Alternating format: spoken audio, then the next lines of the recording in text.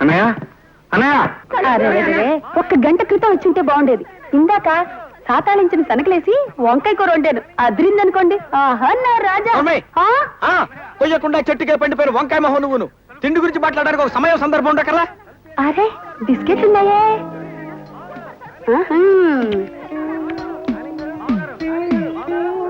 అది చూడండి, కుక్క చూపులు చూడటానికి ఒక సమయం సందర్భం ఉండకర్లా.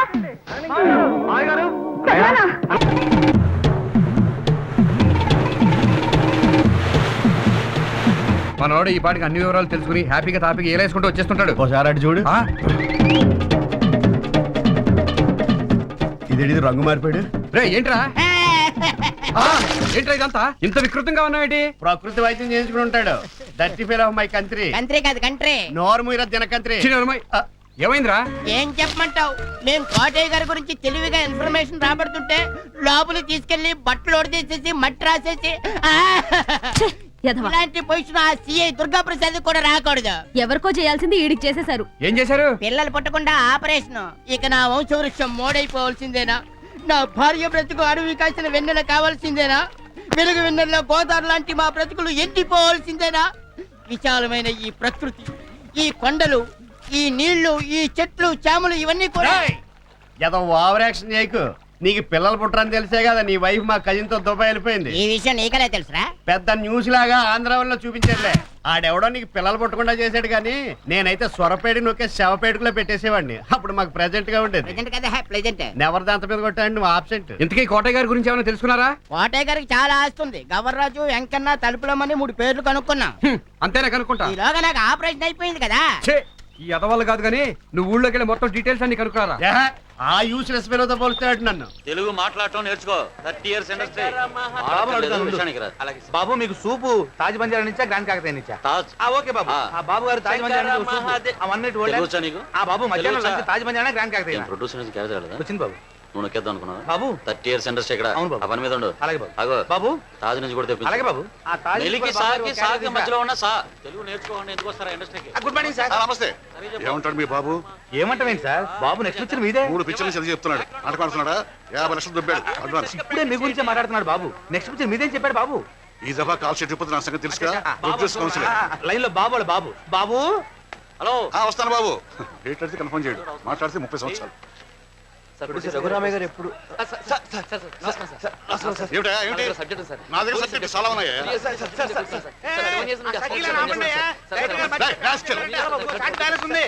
నా దగ్గర ఉన్నాయి చెప్తారు కదా. మీరు చెప్తే మీరు అర్థం కావట్లేదా? బుద్ధి లేదు. నమస్తే. ఏందివా నువ్వు గేడైనా నౌకరీ చేస్తావా? ఒలింపిక్ కంపెనీలో మెడికల్ రిప్రజెంటేటివ్ గా పనిచేస్తున్నాను బాబాయ్ గారు. గంటే గ్రైప్ వాటర్, బేబీ అజీర్ణ మాత్రలు అమ్ముతారు చూడు, గస్ అంటదా? ఇదేందివా కుక్క తీరిన జవాబు చెప్తాడు. కుక్క తీరున జవాబిస్తున్నానా? అయ్యో కుక్క తీరున.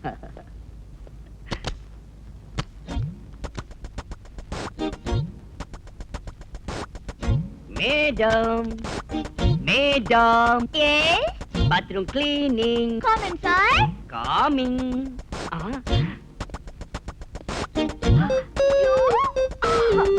హ్యాండ్సమ్ గాయ్, నేనెందుకు రాలేదు?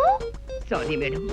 అనిల్ కపూర్ ఇంట్లో నేనే, మిథున్ ఇంట్లో నేనే, శ్రీదేవి ఇంట్లో నేనే. You are a big man. I'm a big cleaner. Oh. Oh, oh, oh.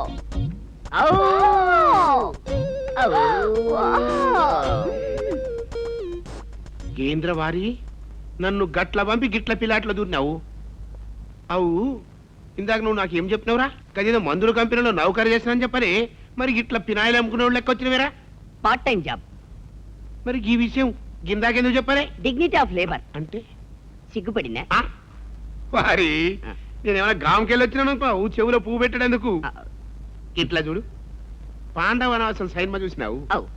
ఇంటర్వెల్లో pass అందులో ఎంటి లేడా? ఉన్నాడు. దాని చేతిలో గింత గది ఉంటుంది. గది అట్టుకు పడుతుంది. ఒక్క బాలిట్లో వచ్చినావంటే గది ఎత్తుకో.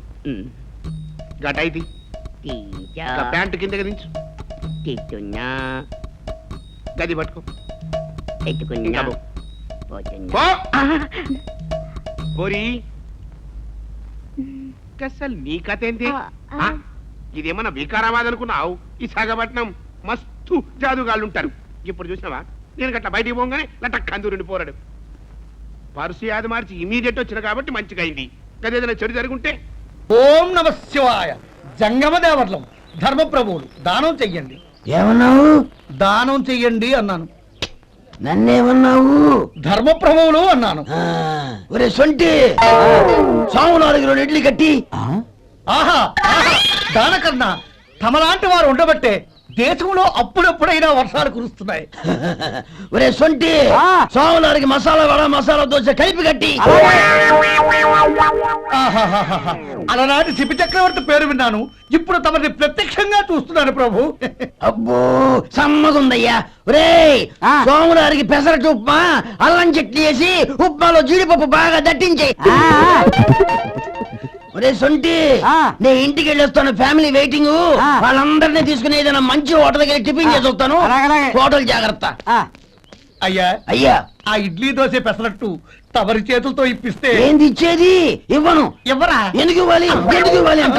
నువ్వేమన్నా మన సంతోషపెట్టడం కోసం దానకంటుడు ధర్మ ప్రభువు శివ చక్రవర్తి బొంగు బోసానం అన్నావు. నేనేమో నీ మనసు సంతోషపెట్టడం కోసం 2 ఇడ్లీ, ఒక పెసరట్టు, ఒక మసాలా వడ, బొంగు బోసానం అన్నాను. దానికి దీనికి చెల్లు. ఇంకా నువ్వు వెళ్ళు. అయ్యా ఇది అన్యాయం, ఇది అన్యాయం. ఏంది మట్టి గడ్డం కాదు. ఒరే సొంటి, దీన్ని 4 కొమ్ములు కొమ్మి తోసిపారే బయటికి. పడించుకొని కొట్టమంటారా? వద్దులే, చచ్చిపోతాడు. మళ్ళీ మర్డర్ కేసు మన మీద. అయితే ఇడ్లీతో కొడతా.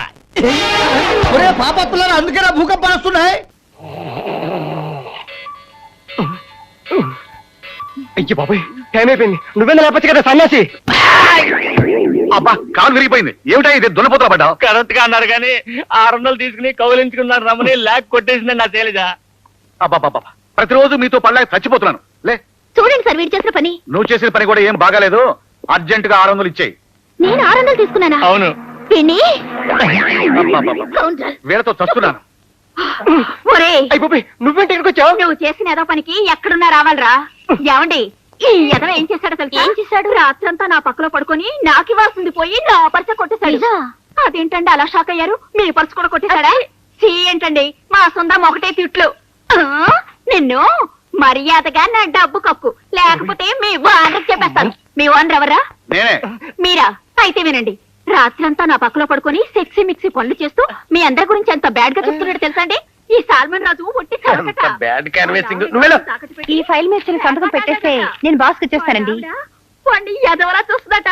అయ్యి బాబోయ్. పెళ్ళానికి గడిసేలా ఉన్నాడు కానీ ఈ పాటి చాలా మందిని పాడు చేసి ఉండేవాడట. అబ్బా బాబోయ్. పెళ్ళాం చీరలు నగలు ఇస్త్రీ చేసుకుంటుంటాడట. నువ్వు వెళ్ళొచ్చు. నన్ను వెళ్ళమనే హక్కు మీకు ఈ జన్మలో లేదు. హక్కుల గురించి మాట్లాడుతున్నావు ఏంటి? ఏంటా? మళ్ళీ ఇక్కడే జరుగుతుంది. అభివి ఏం లేదు సార్. ఏమీ లేదా సార్? మీరే ఈ ఉత్తరాన్ని ఒకసారి చదవండి సార్. డియర్ లలిత, అచ్చం నాలాగే ఉండి నీ భర్త నువ్వు కోల్పోయావని మొన్నే తెలుసుకున్నాను. నా భార్య గ్రేసి ఒక రాక్షసి. త్వరలోనే దానికి విడాకులు ఇచ్చేసి నేను పెళ్లి చేసుకుంటాను. నీ ప్రియమైన సాల్మన్ రాజు. ఏమయ్యా, నీకు అసలు బుద్ధి జ్ఞానం మంచి చెడ్డ ఉన్నాయా? లేదు సార్. అందుకే నీ భార్య ఇంత హీనంగా చూస్తుంది. అది కాదు సార్. ఎంత భర్త పోతే మాత్రం ఆడదాన్ని లోకు చేస్తావా? ఆగండి. వీడేంటి ఇలా బీసుకుపోయాడు? టైం ఎంత అయింది? ఈ ఆలస్యానికి కారణం నేను కాదు సార్. ఇదిగో ఈ వెధవ. వీడు బాత్రూమ్ లో ఉండగా నా కర్మగాలి ఒక బొమ్మ గీశానండి. దానికి వడ్డాది పాపయ్య గారి లెవెల్లో అందంగా సుందరి అని పేరు పెట్టాను సార్. అది చూసి వీడు థ్రిల్ అయిపోయాడట. అప్పటి నుంచి ఆ సుందర అడ్రస్ చెబుతావా చస్తావా అని పొద్దుటి నుంచి నన్ను చంపుకు తింటున్నాడు సార్. సార్ వీడి ఫేస్ చూడండి. నా సుందర అడ్రస్ కావాలి. నా సుందర అడ్రస్ కావాలి. అదిగో నా సుందర అడ్రస్ కావాలి. అదే. అయ్యా, ఊహించి గీసిన బొమ్మకు అడ్రస్ ఎక్కడి నుంచి వస్తుందయ్యా? లేదు సార్, వీడేదో ఫోటో చూసే గీశాడు. లేకపోతే నా సుందర బొమ్మను వీడు అంత అందంగా ఎలా గీకల్డు? కర్మ సార్ కర్మ. పొద్దుటి నుంచి ఇదే కూడా సార్ వీడితో. నా సుందరి. సరే నా సుందరి. ఆఫీస్ ని సర్కస్ కపిల్ లా తయారు చేస్తున్నారు. నా సుందరి. ముందు మీ సీట్లలో తాళం. పోండి. నా సుందరి. కూర్చోండి. నా సుందరి. శుభం. నా సుందరి. నా సుందరి. తెలుగు